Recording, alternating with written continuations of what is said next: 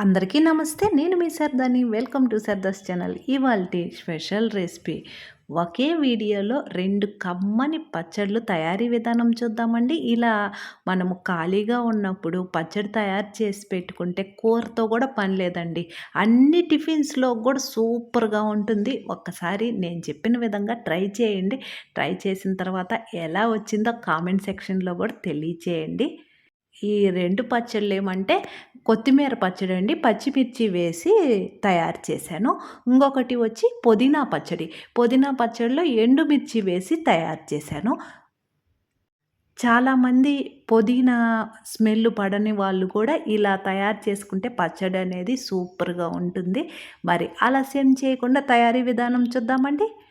ముందుగా ఒక ఇనుప మూకుడులో ఒక్క స్పూను ఆయిల్ వేసుకొని ఆయిల్ హీట్ అయిన తర్వాత శుభ్రం చేసి తుంచి పెట్టుకున్నటువంటి ఎండుమిర్చి వేసుకోవాలి. ఎండుమిర్చి మీడియం ఫ్లేమ్‌లోనే చక్కగా ఇలా వేగిన తరువాత మనము ముందుగా తీసుకున్నటువంటి కొత్తిమీరను క్లీన్ చేసి కట్ చేసి వేసుకోవాలి. ఇదంతా కొలతల ప్రకారం ఏం లేదండి. మనం తినే కారాన్ని బట్టి పచ్చిమిర్చి అవి వేసుకోవాలి. చక్కగా 2, 3 నిమిషాలకు మనకు కొత్తిమీర ఇలా ఫ్రై అవుతుంది. అప్పుడు ఒక స్పూను జీలకర్ర వేసి అది వేగిన తరువాత ఈ పచ్చిమిర్చి, కొత్తిమీర మిశ్రమాన్ని ఒక ప్లేట్‌లోకి తీసేసుకుందాం ఇలా.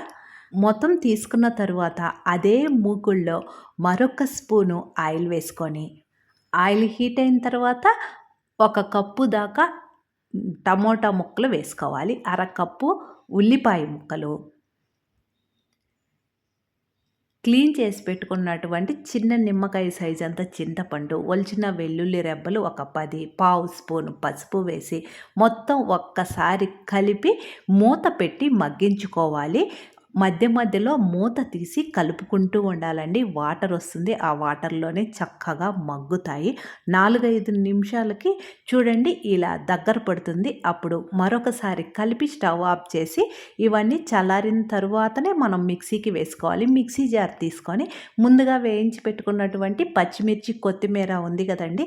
అది వేసి రుచికి తగినంత రాళ్ళ ఉప్పు వేసి ఒక్కసారి మిక్సీకి వేసుకోవాలి. ఇలా వేసుకున్న తరువాత ముందు వేయించి పెట్టుకున్నటువంటి టమోటో, ఉల్లిపాయ ముక్కలు ఉన్నాయి కదండీ! ఆ మిశ్రమాన్ని మొత్తం వేసి కొంచెం పలుకుగా మిక్సీకి వేసుకోవాలి. రోట్లో దంచుకుంటే సూపర్‌గా ఉంటుందండి. చూడండి ఇలా మిక్సీకి వేసుకున్న తర్వాత ఈ పచ్చడిని ఇలాగనే ఉపయోగించుకోవచ్చు. లేదంటే పోపు పెట్టుకుంటే మనకి ఎక్కువ రోజులు నిల్వ ఉంటుంది. నేనైతే పోపు పెడుతున్నానండి. పోపు కోసము ఒక ఫ్రై ప్యాన్‌లో 2 టేబుల్ స్పూన్స్ ఆయిల్ హీట్ అయిన తర్వాత పోపు దినుసులు పచ్చిశనగపప్పు, మినపప్పు, ఆవాలు, జీలకర్ర చిటపటమన్న తరువాత తుంచిన ఎండుమిర్చి ముక్కలు, కాస్త కరివేపాకు, ఇంగువ వేసి పచ్చి వాసన పోయిన తరువాత మనము మిక్సీకి వేసి పెట్టుకున్నటువంటి కొత్తిమీర పచ్చడి ఉంది కదండీ! ఆ పచ్చడి మొత్తం వేసి ఒక్క నిమిషము వేయించుకొని స్టవ్ ఆఫ్ చేసి సరిపోతుందండి. ఎక్కువ సేపు ఫ్రై చేయనవసరం లేదు. మళ్ళీ పచ్చడి అనేది రుచి మారిపోతుంది. గట్టిగా అయిపోతుందండి. అందువలన ఈ టైంలో స్టవ్ ఆఫ్ చేస్తే సరిపోతుంది.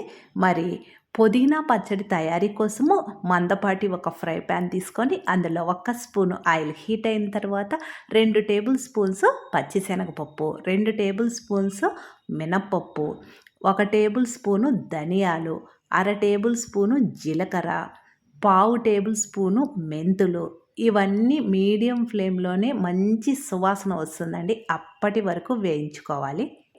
2, 3 నిమిషాలకు ఇవన్నీ చక్కగా వేగుతాయండి. చివర్లో 2 టేబుల్ స్పూన్స్ నల్ల నువ్వులు వేసుకోవాలి. పుదీనా పచ్చడిలో నువ్వులు వేసుకోవడం వలన పచ్చడి అనేది మరింత రుచిగా వస్తుంది. నువ్వులు చిటపటమనే శబ్దం వస్తూ మంచి సువాసన వస్తుంది. అప్పుడు మనం తినే కారాన్ని బట్టి ఎండుమిర్చి వేసుకోవాలి. ఎండుమిర్చి వేసిన తర్వాత కూడా మీడియం ఫ్లేమ్‌లోనే అవి వేగేంత వరకు ఇలా వేయించుకొని పక్కన ప్లేట్‌లోకి తీసేసుకుందాం ఇలా. మొత్తం ఎండుమిర్చి తీసుకున్న తరువాత అదే మూకుడులో మరొక స్పూను ఆయిల్ వేసుకొని చక్కగా శుభ్రం చేసుకున్నటువంటి పుదీనా ఆకులు నీడలోనే ఆరబెట్టుకున్నటివి వేసుకోవాలండి. కాస్త తేమున్నా పర్వాలేదు. పుదీనా ఆకులు మొత్తం వేసుకున్న తరువాత ఇవి కూడా మీడియం ఫ్లేమ్‌లోనే కలుపుకుంటూ వేయించుకోవాలండి. పుదీనా ఫ్లేవర్ ఇష్టం లేని వాళ్ళు కూడా ఇలా పచ్చడి తయారు చేసుకుంటే ఎంతో ఇష్టంగా తింటారు. చూడండి ఎంత ఆకు ఉందో, ఇప్పుడు మనకి ఎంత తక్కువైపోయిందో.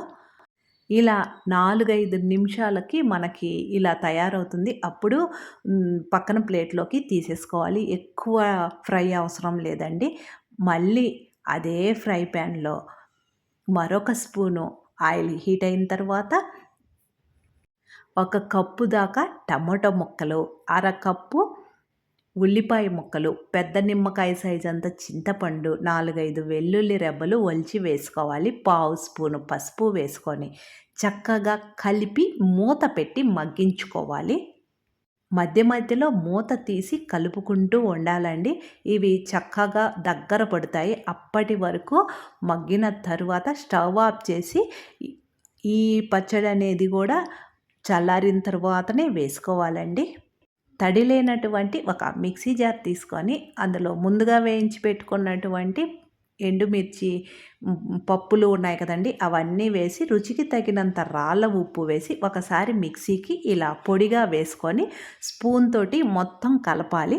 తరువాత మనం వేయించి పెట్టుకున్నటువంటి పుదీనా ఉంది కదండీ! ఆ పుదీనా మరియు టమోటా మిశ్రమం ఉంది కదండీ! అది కూడా వేసుకొని మిక్సీకి కాస్త పలుకుగా వేసుకుంటే సరిపోతుంది. ఇలా కొంచెం పలుకుగా వేసుకున్నటువంటి పుదీనా పచ్చడికి పోపు పెట్టుకుంటే మరింత రుచిగా ఉంటుంది.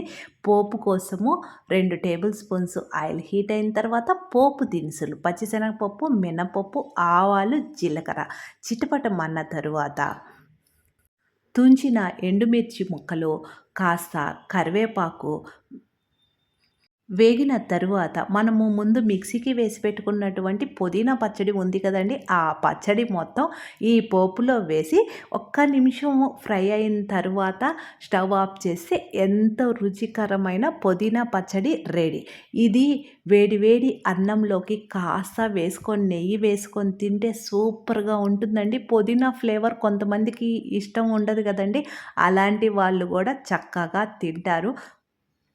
టిఫిన్స్‌లో గూడా బావుంటుందండి. ట్రై చేయండి. ఇలా నేనైతే గాజు సీసాలల్లో స్టోర్ చేసి ఫ్రిడ్జ్‌లో పెట్టుకుంటానండి. అంతేనండి. 2 పచ్చళ్ళు తయారీ విధానం చూశారు కదండీ! మీకు ఉపయోగపడుతుంది అనుకుంటే మన శారదాస్ ఛానల్‌ని సబ్స్క్రైబ్ చేసుకొని, లైక్ చేసి, షేర్ చేయండి. మన శారదాస్ ఛానల్‌లో రుచికరమైన వంటల రెసిపీసే కాదండి, health tips, beauty tips, kitchen tips, unboxing videos, shorts అన్ని ప్లే లిస్ట్‌లో మీరు చూస్తూ ఉండండి. నేను వేరొక వీడియోతో మీ ముందుంటాను.